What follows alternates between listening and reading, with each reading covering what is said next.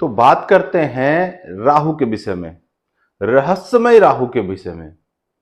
देखिए, जैसा कि आप लोग जानते हैं कि नवग्रह व्यवस्था में राहु जो है वो छाया ग्रह के रूप में जाने जाते हैं। राहु और केतु दोनों छाया ग्रह के रूप में जाने जाते हैं। इनका चाल हमेशा वक्रत्व की तरफ रहता है, मतलब ये उल्टे गति से चलते हैं और सदैव वक्री रहते हैं। सदैव वक्री रहने के कारण जैसा कि आप लोग को भी पता है कि वक्री ग्रह में चेष्टा बल ज्यादा होता है और नॉर्मल ग्रह की अपेक्षा, तो हमेशा ये बल में रहते हैं और बली रहते हैं। तो आइए समझते हैं कि जन्म कुंडली के अंदर अगर राहु किसी पर्टिकुलर भाव में आपको मिले हैं तो इस मेथड के माध्यम से जब आप लगाएंगे कि राहु का रिजल्ट आपको किस तरह से मिलने वाला है, या राहु की महादशा आने वाली, या राहु की महादशा चल रही है, या राहु की महादशा बीत गई है, इस मेथड को आप लगाएं और लगा के हमसे जरूर कमेंट के रूप में साझा करें कि ये मेथड लगाने के बाद ये परिणाम मिले हैं या नहीं मिले हैं। तो समझते हैं इस मेथड के बारे में। देखिए, कुछ समझाने से पहले मैं आपको ये बताना चाहता हूं कि राहु किन किन भाव में बली माने जाते हैं। राहु को थर्ड हाउस में, छठे भाव में, 10वें भाव में और 11वें भाव में, ये भाव में इनको बल प्राप्त मिलता है। त्रिषष्ठे एकादशे राहु को तो ऐसे भी बोला गया है कि ये बली होते हैं। हालांकि त्रिषष्ठे एकादश में जितने भी पापक ग्रह हैं वो बली हो जाते हैं। तो राहु के ये जो पर्टिकुलर भाव है ये बली कहे गए हैं। दूसरा आपको क्या मेथड लगाना है कि आपको देखना है कि जन्म पत्रिका के अंदर राहु आपके किन भाव में बैठे हैं और किन भाव से इनकी युति हो रही है। क्या वे ये जो राहु बैठे हैं वो केंद्र और त्रिकोण में बैठे हैं, या केंद्र और त्रिकोण के स्वामी के साथ बैठे हैं, या त्रिषडाय भाव के स्वामी के साथ ये बैठे हैं। इस भाव पे भी विचार करना है आपको। तीसरा क्या देखना है कि वर्तमान महादशा क्या चल रही है, और क्या राहु की महादशा हमारी जो जीवन के स्वर्णिम काल होती है, जैसे 25 से 45 का जो वक्त होता है वर्ष का, इसमें राहु की महादशा लग रही है, ये भी आपको देखना है। तो इस मेथड को जब ये सब चीज कोरिलेट करेंगे तो आपको राहु का एक बढ़िया परिणाम मिलेगा। और इस मेथड को लगाएं जो मेथड मैं बताने वाला हूं कुछ एग्जाम्पल चार्ट के माध्यम से। तो देखिए, सर्वप्रथम मैं जो आपके सामने चार्ट पेश कर रहा हूं, यह पत्रिका जो है वो राजेश खन्ना जी की पत्रिका है। अब इस पत्रिका में देखिए कि ये मिथुन लग्न की पत्रिका है और लग्न में ही देव गुरु बृहस्पति वक्री होके विराजमान है। जैसा कि आप लोग देख पा रहे होंगे कि चंद्रमा और राहु तृतीय भाव में अवस्थित है, सिंह राशि में। जब इनकी राहु की महादशा चली, राहु तृतीय भाव में है, मैंने पहले ही बताया कि राहु त्रिषष्ठे एकादश से अच्छा रिजल्ट देते हैं। तो तृतीय भाव में जब भी राहु आएगा तो आपको तृतीय भाव में सिंह राशि दिख रही होगी, पर सिंह राशि को नहीं लेना है, आपको काल पुरुष के हिसाब से इस मेथड को लगाना है। मान ले जाए इनके कुंडली में राहु तृतीय भाव में है, तो तृतीय भाव में काल पुरुष की कौन सी राशि बनती है? बुध बनते हैं, है ना। तृतीय भाव में मिथुन राशि होती है काल पुरुष में, तो मिथुन राशि के स्वामी कौन हुए? बुध हुए। अब आपको देखना है कि बुध का संबंध लग्न और लग्नेश से बन रहा है कि नहीं। तो यहाँ पे बुध तो स्वयं लग्नेश हो जाते हैं और लग्न को देख भी रहे हैं 7वें भाव में बैठ के।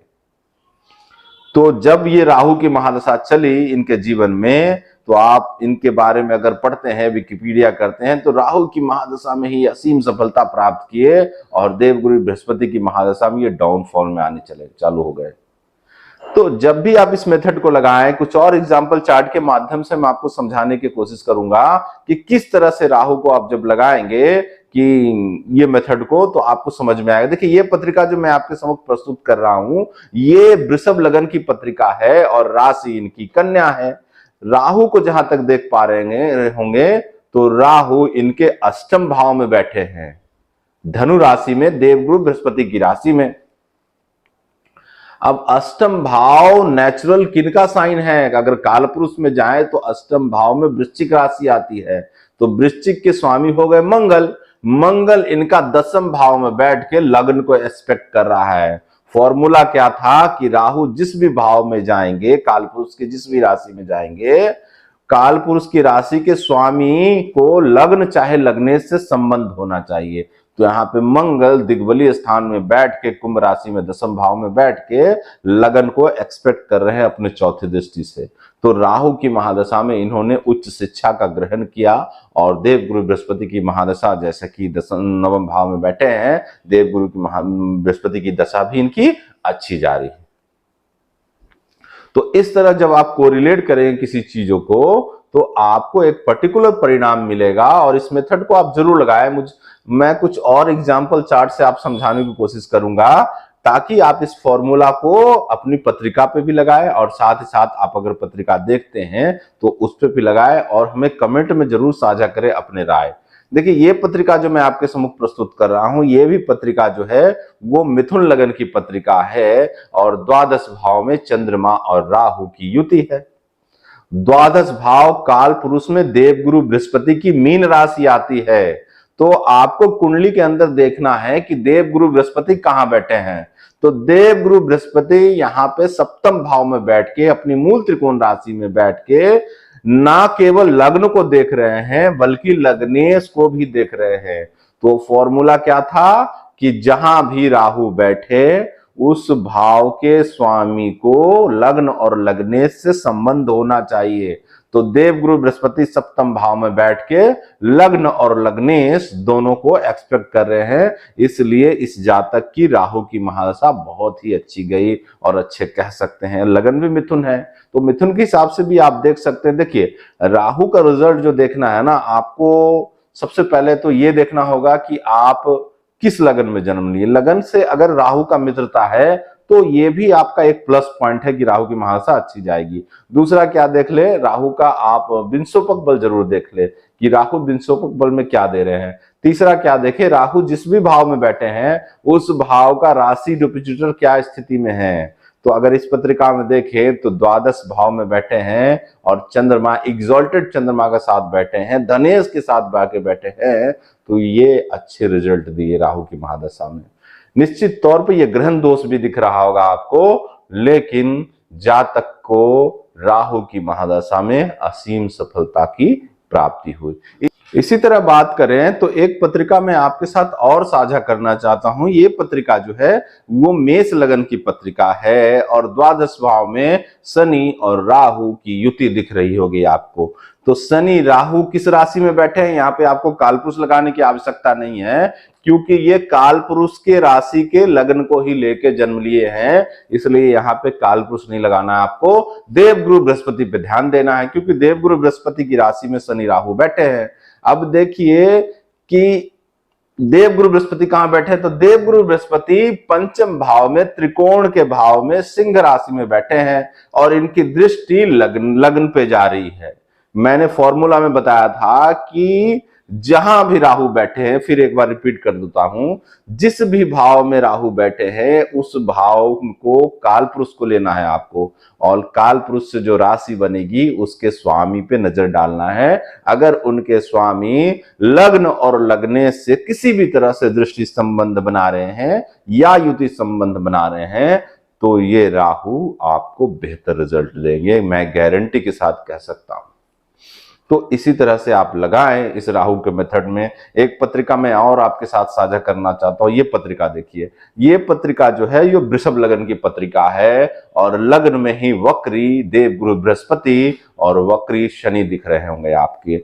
लग्नेश जाके सप्तम भाव में वृश्चिक राशि में बैठे हैं और लग्न को स्वयं देख रहे हैं। अब राहु पे दृष्टि डालते हैं। राहु जो है इनका द्वितीय भाव में मिथुन राशि में बैठा है। अब राहु किस भाव में बैठा है, तो काल पुरुष के दूसरी राशि में बैठा है, मतलब दूसरे भाव में बैठा है। तो दूसरी राशि के स्वामी कौन होंगे, वृषभ राशि। वृषभ राशि के स्वामी हो गए शुक्र। शुक्र क्या है, स्वयं लग्नेश है और लग्न को देख भी रहा है। शुक्र स्वयं लग्नेश भी है और लग्न को देख भी रहा है। तो देखिए राहु की स्थिति क्या है। अब राहु की महादशा जब इस जातक को लगेगी तो असीम सफलता देके जाएगी, लेकिन राहु की महादशा नहीं लगेगी क्योंकि इनका जन्म जो है वो बृहस्पति के नक्षत्र में हुआ है और अभी वर्तमान दशा जो चल रही है वो शनि में राहु की अंतर्दशा चल रही है और जातक को एक अच्छा रिजल्ट दे रही है और रिजल्ट दी भी। तो इस तरह से जब आप लगाएंगे राहु के मेथड को, तो आपको समझ में आएगा कि राहु कई बार क्या है ना कि आप भाव को देख करके कि द्वादश भाव में बैठे हैं, त्रिकोण में बैठे हैं, केंद्र में बैठे हैं, ये बुरा परिणाम देंगे। इस तरह से जब आप भाव को लगाएंगे ना, तो आपको समझ में नहीं आएगा कि राहु का क्या रिजल्ट होता है। आप इस गणित को भी लगाएं और हमसे जरूर साझा करें। अगर आपको रिजल्ट अच्छे परिणाम मिल रहे हैं तब भी साझा करें, अगर परिणाम ना मिल रहे हैं तो कुंडली के साथ हमको साझा जरूर करें। तो इसी तरह ज्ञानवर्धक कार्यक्रम से जुड़ने के लिए आपका मैं धन्यवाद करता हूं और हमारे चैनल से जुड़े रहें। वीडियो अगर पसंद आया हो तो लाइक शेयर सब्सक्राइब जरूर करें और